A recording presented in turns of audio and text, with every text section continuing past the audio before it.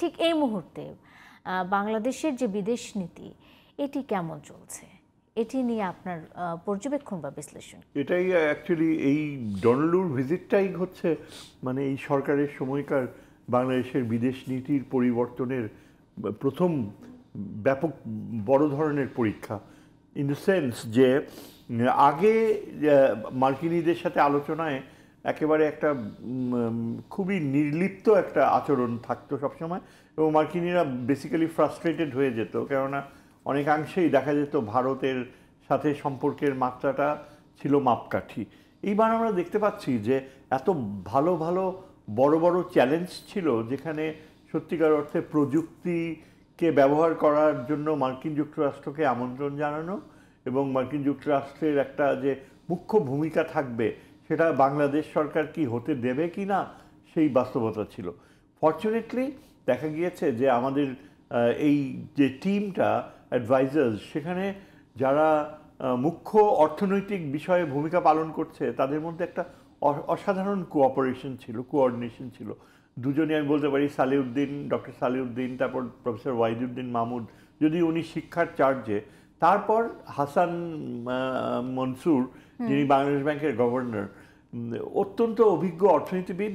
হাসান মনসুর তো বেশ অনেক বছর কাটিয়েছিলেন ইন্টারন্যাশনাল মনিটারি ফান্ডে, এবং সেখানে সাউথ এশিয়া ডিভিশন উনি হেড করতেন, যার ফলে দেখা গিয়েছে যে he has excellent grasp of the subject.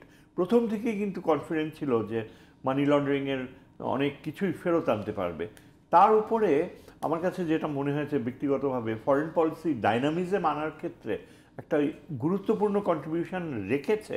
আমার ধারণা যে ওয়ান অফ দ্য লেটেস্ট যে অ্যাপয়েন্টিজ, যে কেয়ারটেকার অ্যাডভাইজারের যে আপনার অ্যাম্বাসেডর,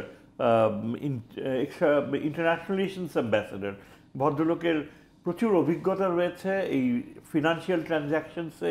তিনি শিক্ষকতা করছেন লন্ডন স্কুল অফ ইকোনমিক্সে, আবার at the same time Singapore national ইউনিভার্সিটিতে, এবং মার্কিন যুক্তরাষ্ট্রেও তার একটা গবেষণা প্রতিষ্ঠানে খুব গুরুত্বপূর্ণ পজিশনে রয়েছেন, তাও আবার এই টাকা পয়সা কীভাবে লেনদেন হয় এই বিষয়।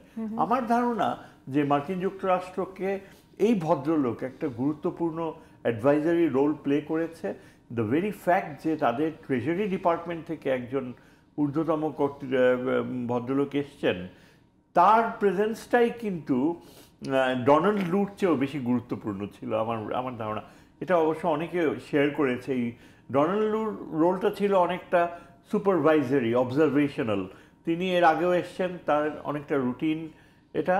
কিন্তু এই যে ফিনান্সিয়াল ট্রানজ্যাকশনসের ব্যাপারে এই ভদ্রলোক, যিনি বাংলাদেশ ব্যাংকের গভর্নর, তারপর আমাদের সালিউদ্দিন সাহেবের সাথে কথা বললেন, এবং যা টেলিভিশনে দেখে মনে হলো যে আমাদের চিফ অ্যাডভাইজারও মানে হি ফেল্ট ভেরি কমফোর্টেবল এই ভদ্রলোকের সাথে কথা বলে, এবং তাৎক্ষণিকভাবে একটা সিম্বলিক জেস্টার হিসাবে বোধহয় $20 মিলিয়ন মতো, সেটা খুব বেশি অ্যামাউন্ট না।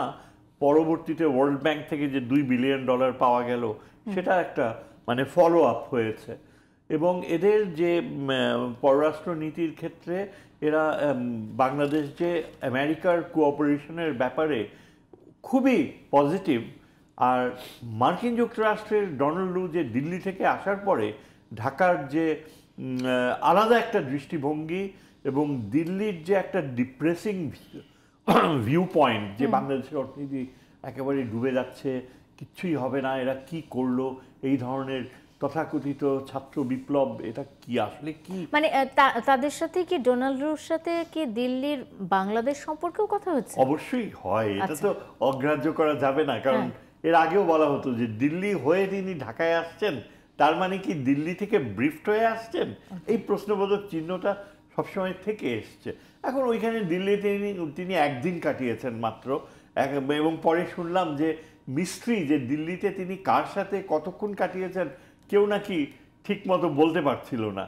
তা আমার ধারণা যে ডোনাল্ড লু এখানে এসে সে খুবই স্যাটিসফাইড হয়েছে যে ঢাকার একটা স্বতন্ত্র দৃষ্টিভঙ্গি রয়েছে, এবং অত্যন্ত কার্যকরভাবে তারা ইনিশিয়েটিভসগুলো নিচ্ছে ইকোনমিটাকে আবার রিভাইভ করতে।